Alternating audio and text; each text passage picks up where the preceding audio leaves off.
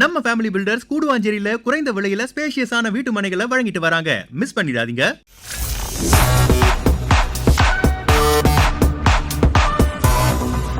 Sports Eden யூஎஸ்க்கு வணக்கம். இது Sathya present sports ஈடன்ஸ் the boundary line show with Muthu. Special partners நம்ம family filters.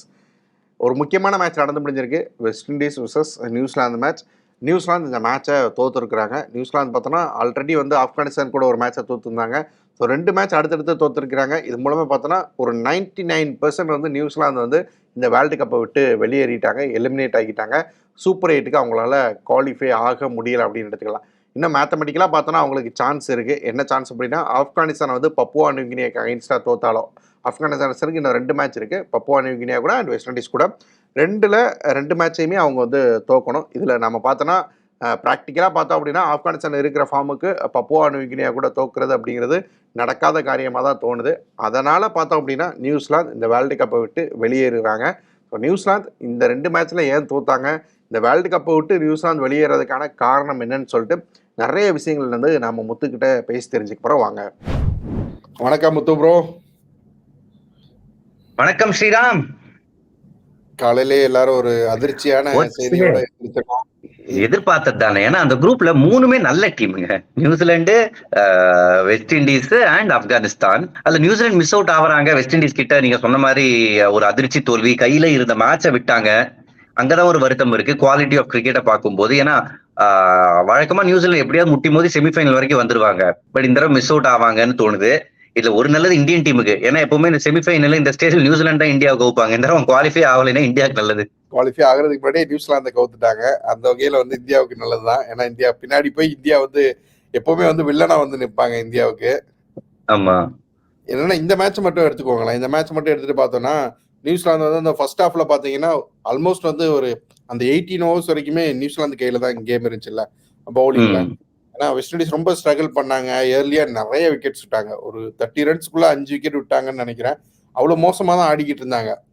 But இருந்தாலும் game வந்து கையை விட்டு போச்சு. அந்த சின்ன சின்ன மொமெண்ட்ஸ் மிஸ் பண்ணாங்க. கடைசியில அந்த ஒரு பவுலிங் ரொட்டேஷன்ல ஏதோ ஒரு பிரச்சனையா என்னன்னு தெரியல இவங்களுக்கு.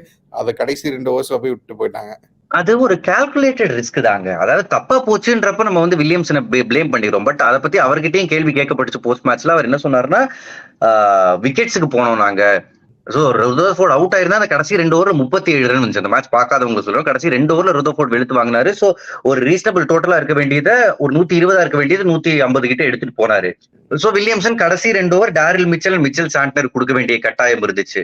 முன்னாடி அட்லீஸ்ட் மிச்சல் சாண்ட்னர் கொடுத்து முடிச்சிருக்கலாம். 1 ஓவர் நீங்க கேம்பிள் பண்ணலாம். 2 ஓவர் வச்சிருந்தது ஐ திங்க் கொஞ்சம் தவறா போச்சு. அங்க ஒரு மிஸ்டேக் நடந்திருக்கு வில்லியம்சன் கிட்ட இருந்து. பட் ருதர்ஃபோர்ட் ஆடின இன்னிங்ஸ், அஸ்வின் வந்து இந்த ஐபிஎலுக்கு முன்னாடி ஒரு வீடியோ பண்ணியிருந்தாரு அவரோட யூடியூப் சேனல்ல. அப்போ அவர் சொல்லியிருந்தாரு, அவர் வந்து ராமன் பவல் கிட்ட ராஜஸ்தான் ராயல்ஸ் கேம்ப்ல நிறைய பேசுறப்போ அவர் சொன்னாரா, ஹெட்மயரை விட அவருக்கு நம்பிக்கை ருதர்ஃபோர்ட் மேல அதிகம்னு. அது தெரிஞ்சு ஹெட்மயர் உட்கார வச்சு இவர் விளையாடுறாரு, ப்ரூவ் பண்ணாருங்க. என்ன மாதிரி இன்னிங்ஸ் ஆடினாரு. ஆமாங்க, 39 பாலுக்கு 68 ரன். மற்ற பிளேயர்ஸ் எவ்வளவு அடிச்சிருக்காங்கன்னு பார்த்தோம்னா அடிக்கவே இல்லை. எல்லாரும் பார்த்தீங்கன்னா ஒரு 10 ரன் 15 ரன் அதிகபட்ச கான்ட்ரிபியூஷன்னா இதுதான் வந்திருக்கு மற்ற பிளேயர்ஸ் கிட்ட இருந்து. இவர் ஒருத்தர் தான் அடிச்சாரு. நீங்க சொன்ன மாதிரி அந்த லாஸ்ட் 2 ஓவர் வந்து பெரிய விஷயம். அந்த நியூசிலாந்து வந்து ஒரு வேர்ல்டு கப்ல அடுத்த ஸ்டேஜுக்கு போக விடாம வெளியே தூக்கி போட்டிருக்கதே அந்த 2 ஓவர் தான் வந்து போட்டிருக்கு. அதை வந்து ரூதர்ஃபோர்ட் தான் பண்ணியிருக்காரு. 2 ஓவர்ல 37 ரன்னு. கேம் மொத்தமா வந்து மாறி போயிருச்சு. நியூசிலாந்து அப்படியே வந்து அந்த டகோட்டோட அந்த எமோஷன்ஸ் அப்படியே மாறினுச்சு அந்த 2 ஓவர்ல. பார்த்திருப்பீங்க, வெஸ்ட் இண்டீஸ் வந்து அவ்வளவு பாசிட்டிவா மாறினாங்க. அதுக்கப்புறம் ரொம்ப சூப்பரா இருந்துச்சு. அவங்க அந்த 2 ஓவருக்கு அப்புறமே வெஸ்ட் இண்டீஸ் கேம்குள்ள வந்துட்டாங்க. பவுலிங் வந்து வழக்கம் போல ரொம்ப பாசிட்டிவா வந்து போட்டாங்க. ஸோ எப்படி இருந்துச்சு நியூசிலாந்தோட பேட்டிங்? ஏன்னா லாஸ்ட் மேட்ச் மாதிரியே தான் கம்ப்ளீட்டா வந்து சொதப்பினாங்க batting. Williamson last match out ஆனாரோ அப்படியே வந்து இந்த வாட்டி வந்து அவுட் ஆகுறாரு. அதே மாதிரி ஒரு பால் ஸ்பின்னர் கிட்ட ஒரு மாதிரி வந்து ரொம்ப இதுவா இருந்துச்சு. நியூசிலாந்து அவங்க ஸ்டாண்டர்டுக்கான கிரிக்கெட் ஆடலையோ அப்படிங்கிற மாதிரி இருந்துச்சு. ஆமாங்க, ரொம்ப அண்டர் குக்டு. பிராக்டிஸ் மேட்ச் எதுவும் விளையாடல. அண்ட் நிறைய பிளேயர்ஸ் வந்து ஐபிஎல்ல பெஞ்சில் இருந்தாங்க. கேம் டைம் அவ்வளவா இல்ல. அது மேபி தென்பட்டிருக்கலாம் வில்லியம்சனோட பேட்டிங்ல.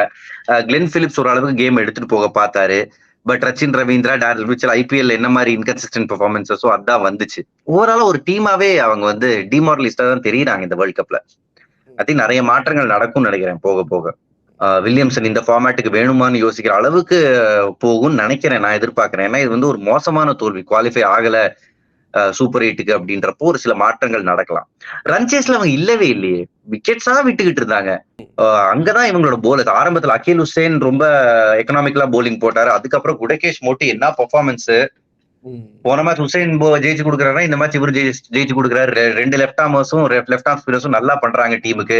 அல்சாரி ஜோசப் ஜஸ்ட் மோதுறாரு, அவரோட பேஸ்லயே 2 விக்கெட் எடுத்தாரு.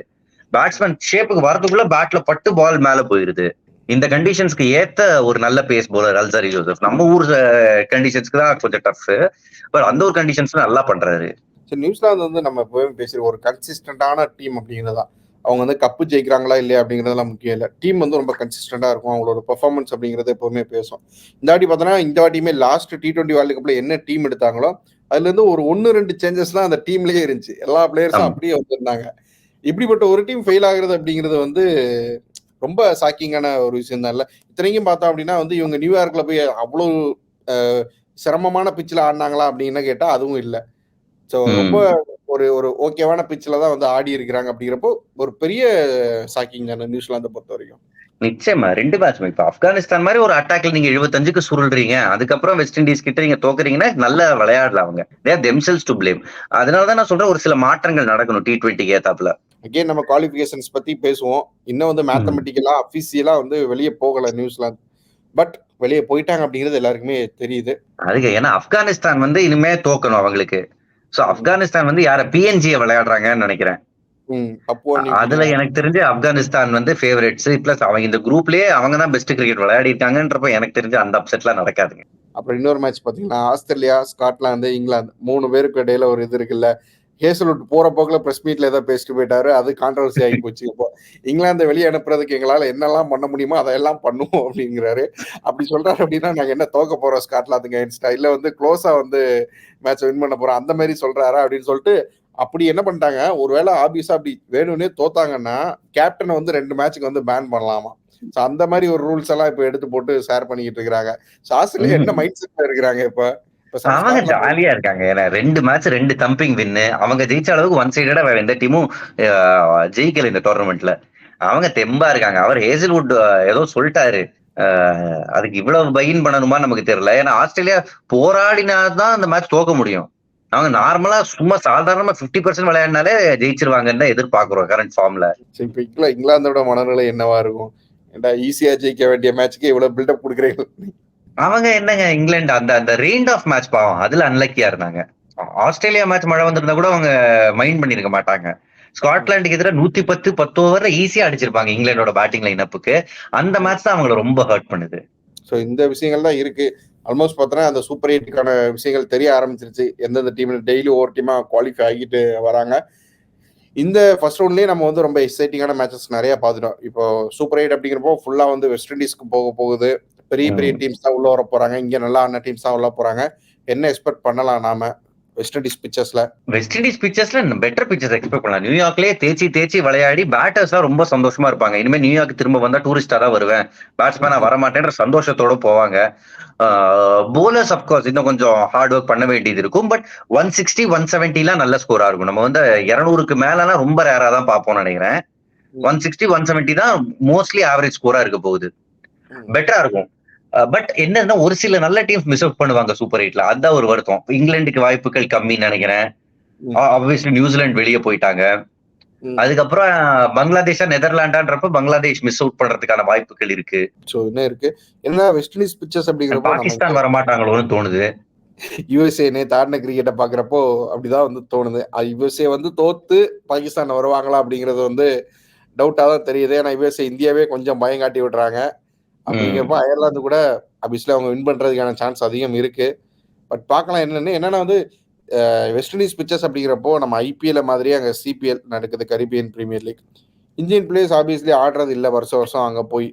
பட் மற்ற டீம்ஸ்ல இருக்க பிளேயர்ஸ்லாம் ஆடுறாங்க. இது வந்து மேபி அவங்களுக்கு வந்து ஒரு சின்ன அட்வான்டேஜா இருக்குமோ அந்த பிச்சர்ஸ் பத்தி ஒரு மாசம் ஆயிடுவாங்க. ஸ்ரீராம் அடாப்ட் ஆயிடுவாங்க. இன்டர்நேஷனல் கிரிக்கெட்டர்ஸ் எல்லா மாதிரி பிச்சர்ஸே விளையாடி இருப்பாங்க. அப்கோர்ஸ் ஒரு சின்ன அட்வான்டேஜ் இருக்கு, ஃபெமிலியாரிட்டி. பட் இங்கிலாந்து வந்து வெஸ்ட் இண்டீஸ்ல அவ்வளவு கிரிக்கெட் ஆடி இருக்காங்க. ஆனாலும் அவங்க வந்து ஆஸ்திரேலியா கிட்ட தர்மடி தானே வாங்கினாங்க.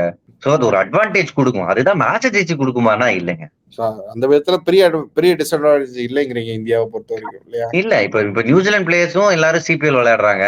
என்ன நடந்துச்சு? இப்போ கிளென் பிளீஸுமே ஆடினாரு, ஆனா அவராலையுமே கேமை முடிச்சு கொடுக்க முடியல. ஸோ ம். சார் நமக்கு வந்து இது பெரிய டிஸ்அட்வான்டேஜா இருக்காது. பட் இருந்தாலும் கேம்ஸ் நம்ம இங்க அமெரிக்கால பார்த்ததை விட டிஃப்ரெண்டான கேம்ஸ் வந்து நம்ம வந்து பார்க்கலாம்னு நினைக்கிற வெஸ்ட் இண்டீஸ்ல. ஆமா, நிச்சயமா. இதை விட எக்ஸைட்டிங்கான கேம்ஸ் இருக்கான்னு பார்ப்போம். நியூயார்க்ல பாத்தீங்கன்னா அந்த கிரவுண்ட் எல்லாம் வந்து டிஸ்மேண்டல் எல்லாம் பண்ண ஆரம்பிச்சிட்டாங்களே, அதுக்குள்ள நைட்டு தான் மேட்ச் முடிஞ்சது, காலையிலேயே கிளப்ப ஆரம்பிச்சிட்டாங்க. ஆமாங்க. அதான் ஸ்டாண்ட்ஸ் எதுவும் இருக்காது. ஏகப்பட்ட பிசினஸ் ஆங்க. ஒரு சில அமெரிக்கன் நியூஸ் சேனல்ஸ் பாத்துக்கிட்டு இருந்தேன். பயங்கர ரெவென்யூ அந்த ஏரியா. ஏன்னா இது வந்து நியூயார்க்கோட செங்கல்பட்டுல இருக்கு. ஊருக்கு ஒதுக்குப்புறத்துல எங்கேயோ வச்சிருக்காங்க. சோ டெம்பரரியா பார்க்ல கட்டின ஸ்டேடியம், எல்லா ஹோட்டலும் ஃபுல்லு, அங்க வெளியில இருக்கிற ரெஸ்டாரண்ட்ஸ் அங்கெல்லாம் பயங்கர பிசினஸ் ஆம். அவங்க வந்து வருஷம் இங்க மேட்ச் நடத்துங்கன்ற அளவுக்கு சுத்தி இருக்கிற பிசினஸ் ஆளுங்கெல்லாம் கேக்குறாங்களாம். ஏன்னா அமைதியான ஊரு, வழிபோக்குல யாராவது போறவங்க அங்க ஹோட்டல்ல நின்னு சாப்பிடுவாங்க. பட் இப்ப வந்து அதுவே ஒரு பெரிய பிசினஸா லாஸ்ட் ஒரு 1 வீக் 2 வீக்ஸ்ல அவ்வளவு சம்பாதிச்சிருக்காங்க. இந்த ஊர்ல பொருட்காட்சி எல்லாம் போட்டு கலைச்சிட்டு கூடாரத்தை கலைச்சிட்டு போற மாதிரி வந்து நியூயார்க்ல வந்து கலைச்சிட்டு போயிட்டு இருக்காங்க. நியூயார்க்ல முடிஞ்சிருச்சு. ஆப்வியஸ்லி அமெரிக்காலேயே ஃபுல் லெக்குமே முடிய போகுது. இந்த ஃபர்ஸ்ட் ரவுண்டோட முடிஞ்சதுன்னு நினைக்கிறேன். எப்படி இருந்துச்சு? ஏன்னா அமெரிக்கால கிரிக்கெட்டை வந்து வளர்க்கணும், ஒலிம்பிக்ஸ்ல கிரிக்கெட் வரப்போகுது, அமெரிக்கால லாஸ் ஏஞ்சல்ஸ் ஒலிம்பிக்ஸ்ல வரப்போகுதுன்னு சொல்லிட்டு நிறைய அமெரிக்கா கிரிக்கெட் பத்தி பேசினாங்க. ஏதாச்சும் ஒரு இம்ப்ரூவ்மெண்ட் இருக்கிறதா தெரியுதா? இம்ப்ரூவ்மெண்ட் இருக்கு ஸ்ரீராம். ஏன்னா நான் கேள்விப்பட்டது என்னன்னா, அங்க வந்து கிரிக்கெட் மெயினா நடத்துறதே மைக்ரோசாஃப்ட் சிஇஓ சத்யா நதேலா, அதுக்கப்புறம் அடோப் சிஇஓ. ஸோ நிறைய இந்தியன்ஸ் தான் பெரிய பெரிய கம்பெனிஸ்ல சிஇஓஸா இருக்காங்க. ஸோ அவங்க தான் எஃபர்ட் எடுத்து நடத்துறாங்க. இப்ப மத்த நாட்டுல இருந்து விளையாடுற பிளேயர்ஸ் கூட இவங்க வந்து ப்ரொஃபஷனலா வந்து விளையாடுங்க, நீங்க ஒரு வேலை பார்த்துட்டு விளையாட வேணாம்னு இவங்க காசு கொடுத்து தான் வாங்குறாங்க அந்த பிளேயர்ஸை. எங்க நாட்டுக்கு வாங்க வந்து விளையாடுங்க. பட் இது வந்து ரீசனபிளா என்னதுன்னா, இப்ப அமெரிக்கன்ஸ்க்கு கிரிக்கெட்னா என்னன்ற ஒரு சின்ன அறிமுகம் கிடைச்சிருக்கு. பட் உண்மையிலே எப்ப சக்சஸ்னா லோக்கல் பிளேயர்ஸ் விளையாட ஆரம்பிக்கணும். ஆமா, நீங்க அசோசியேஷன்ஸ் எடுத்துக்கோங்க, அயர்லாந்து எடுத்துக்கோங்க, நெதர்லாந்து எடுத்துக்கோங்க, ஒரு நமீபியா, பிஎன்ஜி, எல்லா ஊர்லயும் வந்து லோக்கல்ஸும் சேர்ந்து விளையாடுவாங்க. வெறும் ஏசியன் ஆரிஜின் பிளேயர்ஸ் மட்டும் இல்லாம லோக்கல்ஸும் சேர்ந்து விளையாடுவாங்க. பட் இங்க வந்து உங்களுக்கு வெறும் வெஸ்ட் இண்டியன்ஸ் இல்லைன்னா இந்தியன்ஸ் அண்ட் பாகிஸ்தானிஸ் தான் விளையாடுறாங்க. உண்மையான சக்சஸ் மேபி அடுத்த 10 வருஷத்துல பார்க்கலாம் அவங்க. ஏன்னா அங்கே லோக்கலி பார்ன் பிரெட் டேலண்ட் வந்து விளையாடுறப்பதான் உண்மையான சக்சஸ் செலிப்ரேட் பண்ண முடியும். பட் இப்போதைக்கு நல்ல கிக் ஸ்டார்ட் கிடைச்சிருக்கு. ஆமா, நம்மளே பார்த்தோம். இப்போ வந்து யுஎஸ்ஏ கிரிக்கெட் அப்படிங்கிறப்போ யார் வந்து பாக்குறாங்கன்னா, அங்க இருக்கிற இந்தியன்ஸும் இங்க இருந்து ஏசியால இருந்து அங்க போய் இருக்கிறவங்க, குடியேறினவங்க தான் பாக்குறாங்க. அங்கேயே அமெரிக்காலேயே இருக்கிறவங்க வந்து கிரிக்கெட் பாக்குறாங்களா அப்படிங்கிறது வந்து நம்ம பெருசா கவனிக்கல இந்த முறை. பட் அது அடுத்த முறை நடந்தா வந்து அது வந்து ஒரு நல்ல விஷயமா இருக்கும். புதுசா ஒரு கண்ட்ரில, அமெரிக்கா மாதிரி பெரிய கண்ட்ரில கிரிக்கெட் ஒரு கேம். நிச்சயமா. ஏன்னா இப்போதைக்கு 2 லட்சம் பேர் விளையாடுறாங்கன்னு கேள்விப்பட்டேன். பிளேயர்ஸா ரெஜிஸ்டர் பண்ணி விளையாடுறவங்க கிளப்ஸ்ல. அந்த நம்பர் மேல போனா லோக்கல்ஸ் டேக் அப் பண்ணணும், ஸ்கூல்ஸ்ல விளையாடணும். அதெல்லாம் தான் உண்மையான ஒரு வளர்ச்சியா இருக்கும். கிரிக்கெட் போக முடியும்னு நினைக்கிறீங்களா? ஏன்னா இன்ட்ரெஸ்டிங்கா இருக்குமா அவங்களுக்கு? பேஸ்பால், பாஸ்கெட் பால்னு பார்த்துட்டு இல்ல அவங்க என்னதுன்னா ஃபர்ஸ்ட் அங்கேயே விளையாடினாங்க. பட் அவங்க வந்து விடுதலைக்கு அப்புறம் யுஎஸ்ஏ கொலோனியல் ஸ்போர்ட்ஸே வேண்டாம் தான் கிரிக்கெட்டை விட்டாங்க. சோ கிரிக்கெட் மாதிரியே இருக்கிற பேஸ்பால் அடாப்ட் பண்ணாங்க. அதுக்கப்புறம் அவங்க வந்து ஃபுட்பால் கூட ஆரம்பத்துல அவ்வளவு என்கரேஜ் பண்ணல. அவங்களே வந்து NFL அதான் FUTBALLம்பாங்க, அந்த ஃபுட்பால் தான் விளையாடினாங்க. நம்ம யூரோப்ல பாக்குற ஃபுட்பால், மத்த நாடுகள்ல பாக்குற ஃபுட்பால் அவங்க சாக்கர்னு சொல்லுவாங்க. சோ இவங்க அந்த கொலோனியல் இங்கிலீஷ்காரங்க ஆதிக்கத்துல இருந்து அவங்க அறிமுகப்படுத்துற ஸ்போர்ட்ல அவாய்ட் பண்ணணும்னு ஆரம்பிச்ச கல்ச்சர். பட் ஃபுட்பால் வந்து பெனிட்ரேட் பண்ணிருச்சு. யுஎஸ்ஏ வந்து விளையாடுறாங்க. அங்கேயும் கிளப் லெவல் ஃபுட்பால் டாப், சில டாப் பிளேயர்ஸ் யுஎஸ்ஏ லீக்ஸ்ல போய் விளையாடுறதை நம்ம பார்த்திருக்கோம். கிரிக்கெட் மெதுவா வரும், பட் வரும்ன்ற எதிர்பார்ப்பு இருக்கு. மேபி வரும் வருஷத்துல. நமக்குமே அடுத்தடுத்த டேஸ்ல நிறைய இன்ட்ரெஸ்டிங்கான கேம்ஸ் இருக்கு. நம்ம நினைச்சதை விட இந்த டோர்னமெண்ட் வந்து அப்படி உள்ள போக போக போக இன்ட்ரெஸ்ட் ஆகிக்கிட்டே போகுது. என்ன நடக்கும் வந்து நம்ம வெயிட் பண்ணி பார்க்கலாம் ப்ரோ. நிச்சயமா ஸ்ரீராம்.